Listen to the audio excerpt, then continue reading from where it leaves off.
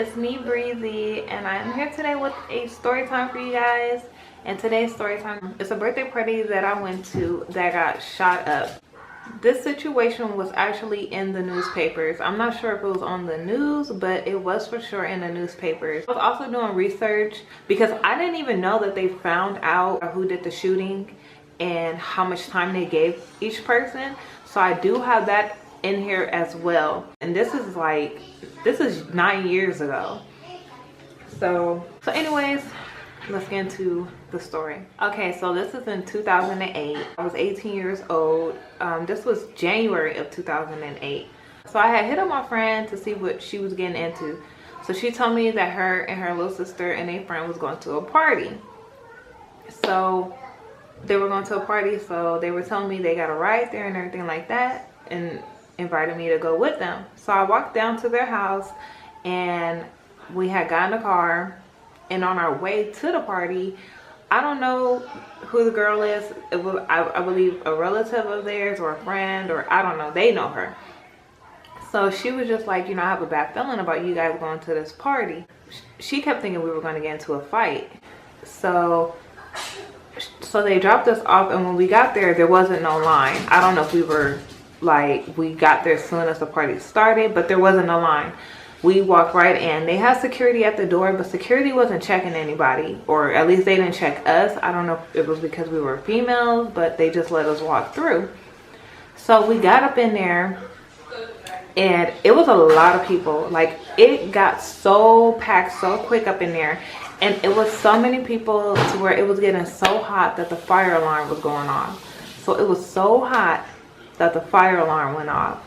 And the DJ was just like, you know, if the fire alarm go off again, the fire department's gonna shut it down. Like, you know, it's too many people up in here. So they were like trying to air out the room and stuff. And if you look outside, there was a line of people like trying to get in. So it was already at capacity, and then it was all these people outside trying to get in. It was in the city of Lakewood. The room that they rented out, the venue that they rented out, was the capacity of that room is 200. People made flyers and people posted on social media about the party, and that's why a lot of people were coming to the event. And so they were saying it was like several hundred people trying to get in the party. It was a gang of people there. So we were all up in there having fun and all this stuff. So I will never forget, it was Mario's song featuring Lil Wayne.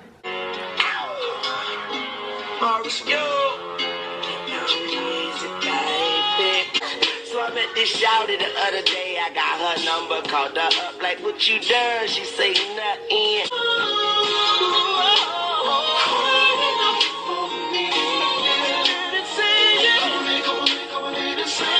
So that song was playing. That was the last song I remember playing before it all went down. I remember a boy, he came and he started dancing with me to that song, and next thing I know, I heard somebody say he got a gun, or I don't know, I heard somebody yell, oh, he got a gun or something. And it was like, as soon as they said that, the person pushed me down to the ground, and that's when I just started hearing gunshots. And people were running and falling all on me, and at this point I wasn't even worried about the gunshots. I was more worried about them stumping me to death. Like, I could not breathe. I could not breathe. I felt like I was on the floor in the middle of a stampede. Like, everybody was running out, and mind you, capacity is 200 people, so there's 200 people in there trying to get out. And the part where we were at, the dance floor and all that stuff, you have to go through a hallway to get out. And so the hallway is really narrow. So it's all these people trying to rush through a hallway while they're shooting. It was just all bad. And I was just sitting there. I was just on the floor, like, just scared, like, oh my gosh, like, what the hell is happening right now? And when it stopped, when it became silent, I looked around and the room was damn near cleared. It was like a few people that was in there behind me, and then the first thing I saw was a boy laid out by the kitchen area next to the window. You can see the window had got busted. So I don't know if the bullet came from the inside shooting out and then bust the window, or if it was from the outside coming in, because I kept hearing different stories, like someone from the outside shot in and then someone from the inside shot out. I really don't know what happened. All I know is the window was busted, and these were long windows. The windows was busted, and by the kitchen area is where the windows are at, and the boy was laid out right there, and I saw blood. I believe blood was coming from his head, so I don't know if he got shot in the head or the upper part of his body, but I just saw the blood pouring out. And when I saw that, I was like shook. I was panicking. I didn't know what to do. I had never been in that type of situation. I was just freaking out. I was afraid to move because I didn't know where the shooter was at. I didn't know if the person was inside or if the person was outside. I was afraid to move because I didn't know if I moved, the person, whoever was shooting, was still looking in or out, or if they was going to shoot me. So I didn't move until the other people that was in there with me, they ran out. So when they ran out, I ran, and I had to jump across this young girl who was laid out as well by the hallway entrance. I didn't see anybody that I came there with, so I ran into the bathroom, and there were other people in the bathroom. People on their phone, and they was crying and shaking and just scared. So the police didn't let anyone go. Like, if you were a juvenile, you were not allowed to leave. Like, they had everybody sitting on the floor in the parking lot, and they were just like, we're gonna take everybody. So they took hundreds of people on a bus to an elementary school nearby, and they had us all in the auditorium, and they were just like, you know, if you guys know anything or heard anything or whatever, come forward, you know, write a report. For you to leave, you got to call your parents and have your parents come and pick you up. Like, they weren't letting nobody leave unless a parent or whatever came and got them. So I was 18, turning 19 that next month, but I didn't have an ID on me, so they weren't going for that. While I was in the auditorium, I ended up seeing my cousin up in there. And so he was sitting with me, and we were just both sitting there like shook and shocked. I'm like, what the hell? So I called my dad, and my dad came to get me. And my dad took him with us because he couldn't get in contact with nobody. So my dad took him with us. And when we were driving, we saw the people that I came there with standing at the corner. So my dad had gave them a ride home as well. And that night, I couldn't sleep. I couldn't sleep that whole week. And my bed was by the window. I would not sleep on my bed. I wouldn't even stand by a window for a long time because I was just paranoid. And that's why to this day, like, I don't go to parties.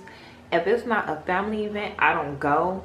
Even sometimes family events, it's like depending where it's at, I won't mess with it because people don't like to see other people have a good time, or they want to fight, and these bullets don't have names. Like, these people, you know, just because they got a gun don't mean they have a good aim, meaning whoever they really trying to get, they gonna really get them.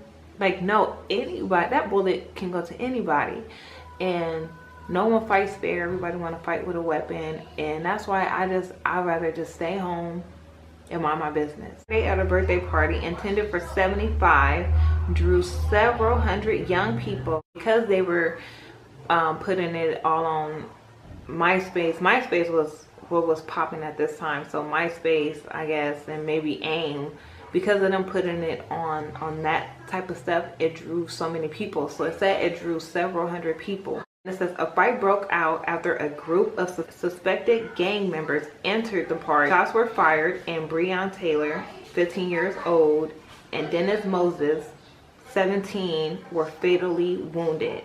So Dennis is the boy that I saw laid out bleeding, and Breon is the girl that I had to jump over to get through out the hallway to get out. Okay, so this is where the event took place. As you can see, on the far right side is where you enter. So the left side are the windows that I was telling you guys. So this is what the inside looks like, minus the tables and chairs. They did not have that. But right here where the arrow is pointing is where the guy was laid out, and that first window was shattered. And then where the red ball is at is where the young lady was laid out at. And that was the hallway that everyone had to run out of.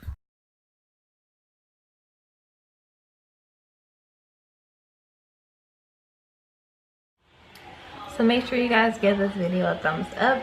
Make sure you guys subscribe if you haven't already. And I'll see you guys soon. Bye, waves. Become a wave of mine by subscribing and follow your girl on social media. And check out the previous videos. And I'll see you guys soon. Bye, waves.